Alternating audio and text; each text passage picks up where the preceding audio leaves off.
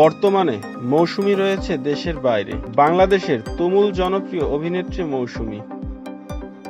ইতিমধ্যেই তিনি 3টি সরকারি অনুদানে সিনেমায় শুটিং শেষ করেছেন। তবে বর্তমানে শোনা যাচ্ছে আমেরিকাতে রয়েছেন অভিনেত্রী মৌসুমী এবং আমেরিকাতে স্থায়ী হতে চান মৌসুমী। আমেরিকাতে সিটিজেনশিপ পাওয়ার জন্য আবেদন করেছেন বলে জানিয়েছেন মিডিয়ায়। তবে মৌসুমী সরাসরি কোনো তথ্য দেননি মিডিয়াকে। তবে খুব শীঘ্রই দেশে ফিরছেন